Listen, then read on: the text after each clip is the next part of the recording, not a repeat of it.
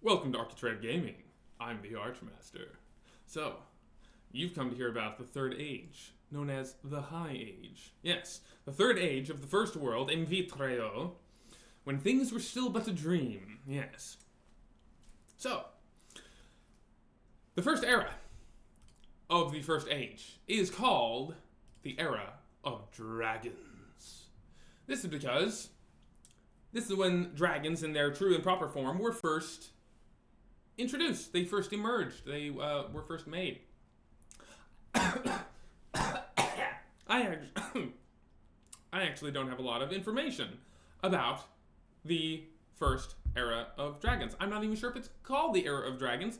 Something tells me that it's not, because I have another era later called the Era of Dragons, and I never repeat. So there's something here. I'm not quite sure what happens at the first era of the High Age. So we'll move to the next one.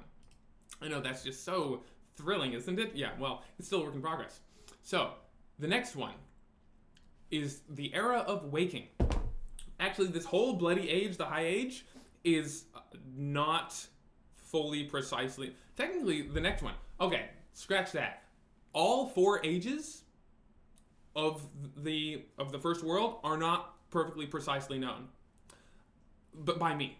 I'm not sure about any of them, because it starts out, the Age of Myth. Like, I don't actually know all the specific details about the first world. I just know big major story beats, like, oh, Fiends and Celestials did fight. Probably happened after the elements emerged, because they had to fight in some kind of location of Earth or air, right? They couldn't just fight in the emptiness of space. So this one must have come before that. Dragons came around eventually, etc., right? It's more like, I know that some things happen and I ordered them where I think they should, but that doesn't mean I have a lot of information and details about the various events surrounding them. I just know bullet points at this point. This is why a team to help brainstorm stuff and actually just figure things out would be nice. Team members, come, I call. All right, so the Era of Waking. This is when some elves, probably particularly starting with one, said, hey, fellas, guess what?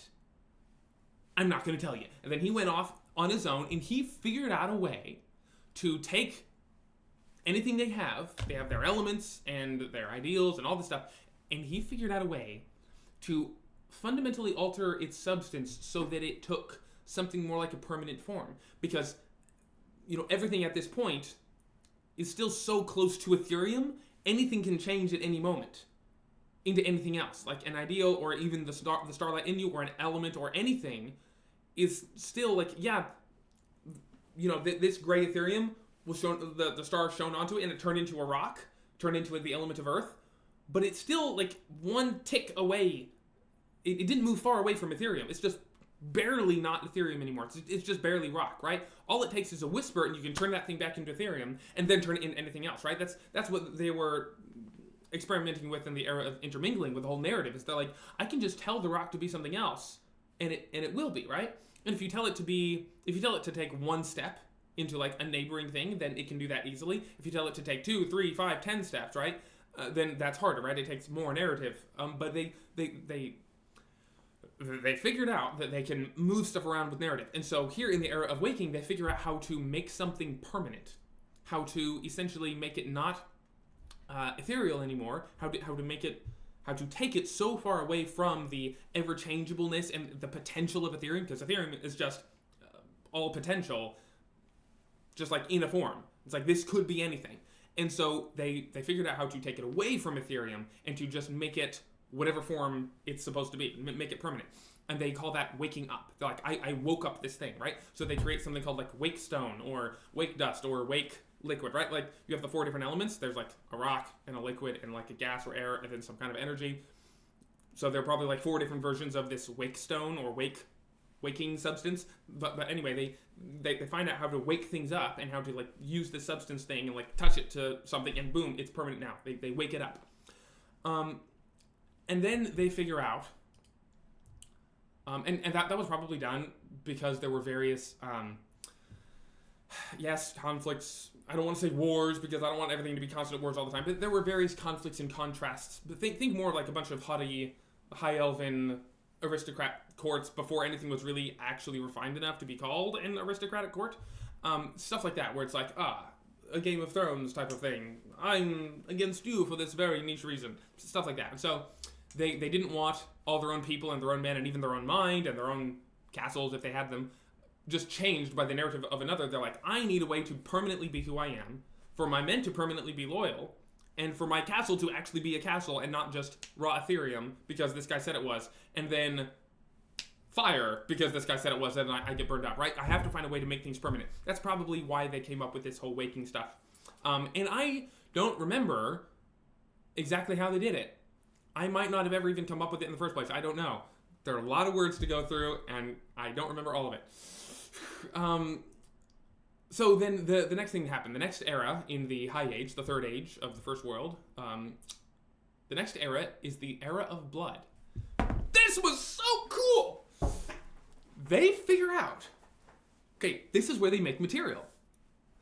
They figure out that if you take all 4 elements and you combine them together, and you don't just like mix them, but you actually put them into each other, you truly combine them, it creates something new, something different, something that we haven't seen before. This isn't just the mixture of the elements.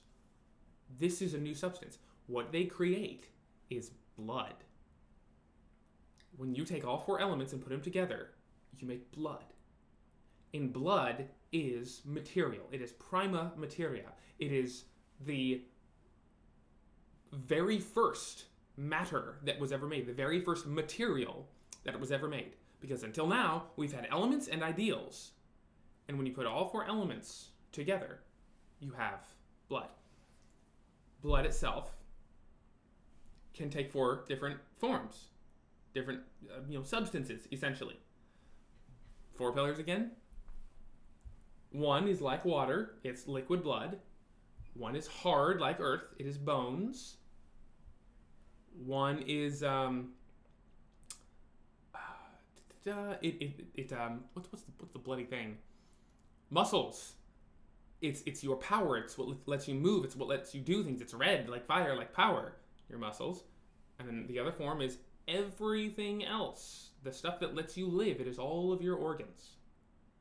Blood turns into all of those things. Which is, by the way, kind of how it works in real life. If you ever seen how baby's made, it's just, you put blood into it, and it just turns into all the other stuff. So yeah, they made blood, and they're like, this blood is material. This is interesting. Let's make something with this. So they started making other races. These are what I call the elven rot races. Like wrought iron, WROUGHT. When you have wrought something, you made it. These are the elven made races, the elven rot races. And so they create lots of things. Who knows what they make during this time? But the ones that catch on are these short, stubby, wide, stocky creatures, elven rot dwarves. Among others, they make several races, not many, but one of them really catches on. And it's man. Elven rot man. Not true man yet. True men come later. But these are essentially automatons. The elven rot man. They have flesh. And the elves sometimes give them a bit of Ethereum, a bit of soul, and then shine whatever lights they want onto that soul so that it behaves and thinks exactly how they want it to. They don't put too many thoughts in there. They don't give it too much starlight because they don't want it to have enough thought in it that it becomes self-aware and gets free will, right? Like them. They keep it subdued. But of course, a more intelligent servant is more useful. So over time, they give them more and more thoughts and all that. So anyway, one of the big reasons for this is that they wanted, I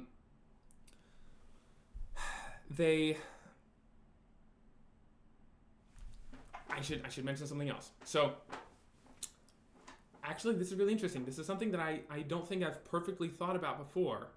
So this is cool to discover this on video. I think the combination of the 4 elements only makes blood when the 4 elements have been woken.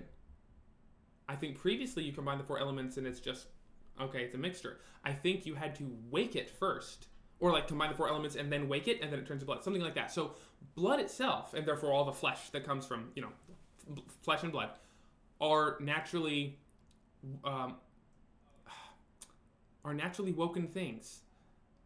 I'm not sure about that, actually. I really don't know. That's interesting. Anyway, I'll have to think about that and brainstorm that later. So, whether it is or isn't, the first ethereal beings, and this includes the giant conglomerations of ethereal beings as well, they were still, fighting with each other, contrasting with each other, conflicting, and they thought, it's better that we have minions do this for us. And so that's one of the reasons why they made, why he's experimenting with blood and makes flesh and whatnot. It's like, hey, let's have people fight for us. But before that happens, here's one thing that this one particular ethereal elf guy does. He creates this, waking stone and this flesh and whatnot, or I don't know if it's the same person that does both, but he gets flesh and blood, and he gets this idea, and he says, hey guys, how would you, he looks at his fellow ethereal elves, before he really tells them what the consequences are, he's like, you're ethereal, you're unchanging, how would you like to be permanent and to be, real, essentially? Like, not be ethereal, dreamy, wishy-washy, and let anyone who has a strong enough narrative overpower you. How would you like to just be stable and real on your own? And they're like, that sounds great. And he's like, hey, I have this waking substance called blood. It's this new thing called material. It is inherently awake. I'll give this to you. I'll let you have an actual flesh and blood body, and you will be solid and real and permanent. They're like, that sounds great. And he gives it to a few of them. He gives it to his enemies particularly, and then he kills them. Because no one was able to die before, because they're just ethereal. If your body, which you made of earth, gets chopped up, it's like, oh, well, there's more earth, let me just stick it back in there, right? You have an ethereal soul. Someone chops your body, and your soul you're in the realm of souls already. There's no death, there's nowhere to go. Your soul doesn't leave the body and go to the afterlife. It's like, it's not the afterlife, it's the pre-life. So no one should really kill each other. They could just push each other away. So it was this stalemate. So they're like, this guy's like, I need there to be actual permanent progress made. So he gave living, waking flesh to a few people and then killed them. And people realized, wait a minute. If we become real, if we become awake and get flesh, real flesh, then there's an opposite to that. There's unreality. We can die. Ethereum by itself is neutral. It just kind of stays there. It just kind of exists. But if we go away from Ethereum and choose life, choose existence, now the opposite pendulum swing is available to us, which is death, non-existent. Like, we can die. This is bad, right? So naturally, almost all of the ethereal elves at that point are like, we're not touching this stuff anymore. How dare you betray us, right? But he probably got what he wanted. He killed a few of his rivals, like, cool, takes their territory. I don't know. I don't really have any other inspiration for this one guy, although he does sound interesting and probably should persist in later stories and events, but for now, I don't have anything on him. So after the era of blood, giving a bunch of people blood, passing it around, and they're like, oh, we can make other creatures with blood, and they're doing all this stuff. Someone dies for the first time. And they're like, wait, what just happened to that guy? They're like, I don't know, I'm afraid because I have a flesh body too now. And so after the era of blood, you get the era of death. This is when death is introduced.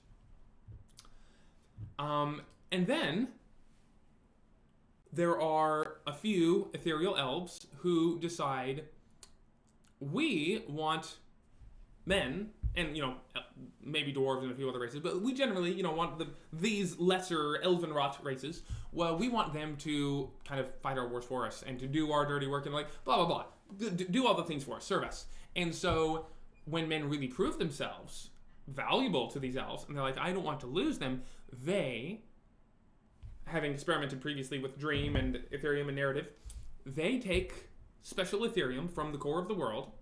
That Ethereum, which I mentioned, was infinite, and they take it and they say, hey, we are going to give you a new soul, an ethereal soul. Like, yeah, you have an ethereal soul, small one. We're going to give you a new one, a bigger one, and this is straight from the core, so this is infinite Ethereum, and they give it to them, and that makes them immortal. Because their soul is infinite, never leaves, it always stays. And if their body is slain, because I mentioned that Ethereum can turn into anything, if your body is chopped up, the Ethereum in your soul, which is infinite, just creates a new body, regenerates you, you come back. And so these were the first immortal men. And they're like, now you immortals, you've proven yourselves, go out and fight our battles and do whatnot. Inch by inch, the elves keep giving their slaves more powers and more things, and it ends up not working out too well for them, which is one of my favorite things about the history of the world. I know it takes me bloody forever to get through these ages, but half of it is because I'm like, I've never thought about that. That's interesting. Let me write it down. And the other half is because I'm just tangenting. Anyway, next we get to the fourth age, the last age of the first world, the last age of Invitreo, the planet, the first world. It is the fourth age, the age of immortals. This is where things go down, and it's at the end of this age that all of the planes split and the material plane is made, and material itself reigns supreme in most of the universe, and that's for next time. And then once we get after that, we get to one of my favorite ages ever, the first age of the New World, which is technically the fifth age, but it's the first age of the New World, and I really want to get to that. So anyway, I'll have next video about the Age of Immortals, and then the one after that. Thank you for watching, liking, and subscribing. Thank you very much for going to Patreon and giving me $5 a month. Thank you for joining the Discord channel server and hanging out there and asking questions and contributing and all sorts of things, and just growing the community so that I can actually, make connections with people and be like, look, I have a YouTube channel with 250 subscribers, or I have a Discord server with 300 people. Wouldn't that be great? Stuff like that. Like, help me actually get this out here, because, man, if you think this is boring, just wait until you... That wasn't going to go anywhere good. This may seem boring, but when it's, like, in a nice book with art and visuals and its history and it's succinct and well laid out and whatnot, and it lays the foundation of who the elves are and their relationship with man, and how that... One of my favorite things about my whole world is the relationship between men and elves. It's so good. I really want to get to it later. I'm looking forward to it. Anyway, I have to end it here. Thank you for watching and feeding the algorithm and being a blessing. And God bless. Have a good day.